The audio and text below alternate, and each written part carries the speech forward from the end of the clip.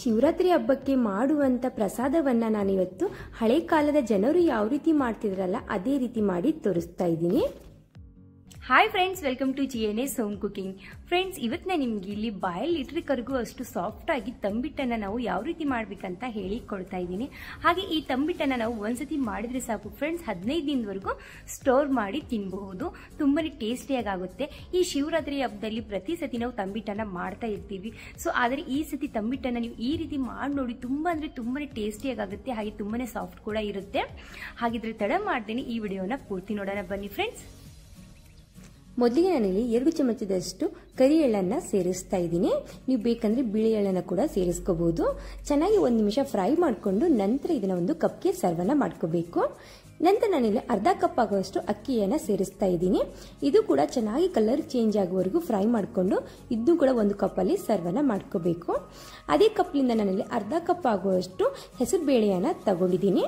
ಇದನ್ನು ಕೂಡ ಫ್ರೈ ಮಾಡ್ಕೋಬೇಕು. ಇದನ್ನು ಕೂಡ 1 ಕಪ್ ಅಲ್ಲಿ ಸರ್ವನ್ನ ಮಾಡ್ಕೋತಾ ಇದ್ದೀನಿ. 1 ಮುಷ್ಟಿ ಆಗುವಷ್ಟು ಬಾದಾಮಿಯನ್ನ ಸೇರಿಸ್ತಾ ಇದ್ದೀನಿ. ಬಾದಾಮಿ ಸೇರಿಸೋದ್ರಿಂದ ಫ್ಲೇವರು ಸಖತ್ತಾಗಿ ಬರುತ್ತೆ ತಂಬಿಟ್ಟಲ್ಲಿ. ನಂತರ ನಾನಿಲ್ಲಿ ಅರ್ಧ ಕಪ್ ಆಗುವಷ್ಟು ಶೇಂಗಾವನ್ನ ಇದಕ್ಕೆ ಸೇರಿಸಿದ್ದೀನಿ. ಕಡಲೆ ಬೀಜ ಇದನ್ನು ಕೂಡ ಚೆನ್ನಾಗಿ ಫ್ರೈ ಮಾಡಿಕೊಂಡು ಶೇಂಗಾ ಬೀಜದ ಸಿಪ್ಪೆಯನ್ನ ನಾವು ಸಪರೇಟ್ ಆಗಿ ಮಾಡ್ಕೋಬೇಕು. ನಂತರ ನಾನಿಲ್ಲಿ 1 ಕಪ್ ಆಗುವಷ್ಟು ಒಣ ಕೊಬ್ಬರಿ ತುರಿಯನ್ನ ಸೇರಿಸ್ತಾ ಇದ್ದೀನಿ. ಕೇವಲ ಒಂದು ಅರ್ಧ ನಿಮಿಷ ಮಾತ್ರ ಇದನ್ನ ಫ್ರೈ ಮಾಡ್ಕೊಳ್ಳಿ. ಇದನ್ನು ಕೂಡ 1 ಕಪ್ಗೆ ಸರ್ವನ್ನ ಮಾಡ್ಕೋಬೇಕು. ನಂತರ ನಾನಿಲ್ಲಿ 1 ಕಪ್ ಆಗುವಷ್ಟು ಹುರ್ಗಡ್ಲೆಯನ್ನ ತಗೊಂಡಿದ್ದೀನಿ. ಹುರ್ಗಡ್ಲೆ ಕ್ವಾಂಟಿಟಿ ನೀವು ಜಾಸ್ತಿ ಕೂಡ ಮಾಡ್ಕೋಬಹುದು. 2 ಕಪ್ ಅನ್ನು ಕೂಡ ಬೇಕಾದ್ರೂ ಸೇರಿಸ್ಕೋಬಹುದು. ಸ್ವಲ್ಪನೇ ಇದನ್ನ ಫ್ರೈ ಮಾಡ್ಕೊಳ್ಳಿ.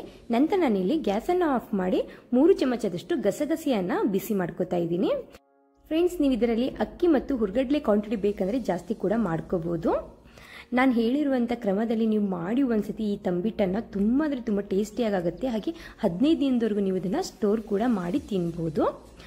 ನಂತರ ನಾನಿಲ್ಲಿ ಹುರ್ಗಡ್ಲೆ, ಹೆಸರು ಕಾಳು, ಅಕ್ಕಿ, ಗಸಗಸೆ ಮತ್ತು ಬಾದಾಮಿಯನ್ನ ನಂತರ ಇದಕ್ಕೆ 2 ಯಾಲಕ್ಕಿಯನ್ನು ಸೇರಿಸ್ಬಿಟ್ಟು ನುಣ್ಣಗೆ ಪೌಡರನ್ನಾಗಿ ಮಾಡ್ಕೋತಾ ಇದ್ದೀನಿ. ಫ್ರೆಂಡ್ಸ್, ಇದನ್ನ ಈಗ ನಾವು ಜರಡಿಯನ್ನಾಗಿ ಮಾಡ್ಕೋಬೇಕು. ಇದು ಕೂಡ ತುಂಬ ಇಂಪಾರ್ಟೆಂಟು. ಯಾಕಂದರೆ ತುಂಬ ನುಣ್ಣಗೆ ಇದನ್ನು ಪೌಡರನ್ನಾಗಿ ನಾವು ಮಾಡ್ಕೋಬೇಕು. ನೀವೇನಾದರೂ ತಂಬಿಟ್ಟನ್ನು ಜಾಸ್ತಿ ಕ್ವಾಂಟಿಟಿಯಲ್ಲಿ ಮಾಡ್ತಾ ಇದ್ರೆ ನೀವು ರಾಗಿ ಮಿಷಿನ್ಗೆ ಇದನ್ನೆಲ್ಲವನ್ನು ಹುರಿದ್ಬಿಟ್ಟು ಕೊಡಿ, ನುಣ್ಣಗೆ ಪೌಡರನ್ನಾಗಿ ಮಾಡಿ ಕೊಡ್ತಾರೆ. ಸೊ ಈಗ ಜರಡಿ ಮಾಡಿದ ನಂತರ ನನಗೆ ಸ್ವಲ್ಪ ದಪ್ಪವಾಗಿರುವಂಥದ್ದು ಬಂತು ಹಿಟ್ಟು. ಸೊ ಅದನ್ನು ಈಗ ನಾನು ಮತ್ತೆ ನುಣ್ಣಗೆ ಪೌಡರನ್ನಾಗಿ ಮಾಡಿ ಮತ್ತೆ ಇದಕ್ಕೆ ಸೇರಿಸ್ತಾ ಇದ್ದೀನಿ. ಹಳೆ ಕಾಲದ ಜನರೆಲ್ಲ ಜಾಸ್ತಿ ಮಾಡ್ತಿದ್ರು. ಸೊ ಇವರು ಈ ರೀತಿ ಹುರಿದ್ಬಿಟ್ಟು ರಾಗಿ ಮಿಷಿನ್ಗೆ ಕೊಡ್ತಿದ್ರು. ಇದು ನುಣ್ಣಗೆ ಪೌಡರನ್ನಾಗಿದ್ಮೇಲೆ ಎಷ್ಟು ಬೇಕಲ್ಲ ಅಷ್ಟು ಇವರು ತಂಬಿಟ್ಟನ್ನು ಮಾಡ್ತಾ ಇದ್ರು ಫ್ರೆಂಡ್ಸ್. ಈಗ ನಾವು ಇದನ್ನ ಸೈಡ್ಗೆ ಇಡೋಣ. ನಂತರ ನಾನಿಲ್ಲಿ 1 ಪಾತ್ರೆಗೆ 1 ಕಪ್ ಆಗುವಷ್ಟು ಬೆಲ್ಲವನ್ನು ಸೇರಿಸ್ತಾ ಇದ್ದೀನಿ. ನೀವೇನಾದರೂ ಜಾಸ್ತಿ ಸಿಹಿ ತಿನ್ನೋರಿದ್ರೆ ಇನ್ನೊಂದು 1/4 ಕಪ್ ಆಗುವಷ್ಟು ಬೆಲ್ಲವನ್ನು ಸೇರಿಸ್ಕೋಬಹುದು. ನಂತರ ನಾನಿಲ್ಲಿ 1/4 ಕಪ್ ಆಗುವಷ್ಟು ನೀರನ್ನು ಇದಕ್ಕೆ ಸೇರಿಸ್ತಾ ಇದ್ದೀನಿ. ಕೇವಲ ಇದನ್ನು ನಾವು ಬೆಲ್ಲವನ್ನು ಕರಗಿಸ್ಕೋಬೇಕು. ಕೇವಲ ಒಂದೇ ಒಂದು ಕುದಿ ಮಾತ್ರ ಇದನ್ನು ಕುದಿಸ್ಕೋಬೇಕು. ಜಾಸ್ತಿ ಇದನ್ನು ನಾವು ಕುದಿಸ್ಕೋಬಾರ್ದು ಫ್ರೆಂಡ್ಸ್. ಯಾವುದೇ ಕಾರಣಕ್ಕೂ ಪಾಕ ಕೂಡ ಇದನ್ನು ಮಾಡ್ಕೋಬಾರ್ದು. ನಾವು ಪಾಕ ಮಾಡಿಕೊಂಡ್ರೆ ನಮ್ದು ಇಲ್ಲಿ ತಂಬಿಟ್ಟು ತುಂಬ ಗಟ್ಟಿಯಾಗುತ್ತೆ, ತಿನ್ನೋಕೆ ಅಷ್ಟು ಟೇಸ್ಟಿಯಾಗಿ ಕೂಡ ಆಗೋದಿಲ್ಲ. ನಂತರ ನಾವು ಇದನ್ನ ಸೈಡ್ಗೆ ಇಟ್ಬೇಕು. ಗ್ಯಾಸನ್ನು ಆಫ್ ಮಾಡಿ ಕಡಲೆ ಬೀಜ, ಎಳ್ಳು, ಕೊಬ್ಬರಿಯನ್ನ ಸೇರಿಸಿ ಚೆನ್ನಾಗಿ ನಾವು ಇದನ್ನ ಮಿಕ್ಸ್ ಅನ್ನ ಮಾಡ್ಕೋಬೇಕು. ಫ್ರೆಂಡ್ಸ್, ಈ ರೀತಿ ನೀವು ಎಲ್ಲವನ್ನ ಹುರಿದ್ಬಿಟ್ಟು ಮಾಡೋದ್ರಿಂದ ತುಂಬಾನೇ ಟೇಸ್ಟಿಯಾಗಿ ಆಗುತ್ತೆ ತಂಬಿಟ್ಟು. ನಿಜವಾಗ್ಲೂ ನೀವು ಒಂದ್ಸತಿ ಆದರೂ ಟ್ರೈ ಮಾಡಿ ಫ್ರೆಂಡ್ಸ್, ತುಂಬಾನೇ ಇಷ್ಟಪಟ್ಟು ಮನೆಯಲ್ಲಿ ತಿಂತಾರೆ. ನಂತರ ನಾನು ಇಲ್ಲಿ ಇದಕ್ಕೆ ಸ್ವಲ್ಪನೇ ಬೆಲ್ಲದ ನೀರನ್ನು ಇದಕ್ಕೆ ಸೇರಿಸ್ತಾ ಇದ್ದೀನಿ. ಈ ರೀತಿ ನಾವು ಬೆಲ್ಲದ ನೀರನ್ನು ಇದಕ್ಕೆ ಸ್ವಲ್ಪನೇ ಸೇರಿಸ್ಕೋಬೇಕು. ಯಾಕಂದರೆ ನಾವು ಜಾಸ್ತಿ ಒಂದೇ ಸತಿ ಹಾಕೋದ್ರಿಂದ ತುಂಬ ತೆಳುವಾದರೂ ಕೂಡ ಕಷ್ಟ ಆಗುತ್ತೆ ಉಂಡೆ ಕಟ್ಟೋಕ್ಕೆ. ಅದ್ರಗೋಸ್ಕರ ಇಲ್ಲಿ ಸ್ವಲ್ಪನೇ ಹಾಕೋಬೇಕು. ಇಲ್ಲಿ ನಾನು ಹೇಳಿರುವಂಥ ಮೆಜರ್ಮೆಂಟು ಸರಿಯಾಗಿದೆ. ಸೊ ಕೇವಲ ಒಂದೇ ಒಂದು ಸ್ಪೂನ್ ಇಲ್ಲಿ ಸೈಡ್ಗೆ ಇಟ್ಟಿದ್ದೀನಿ ನಾನು.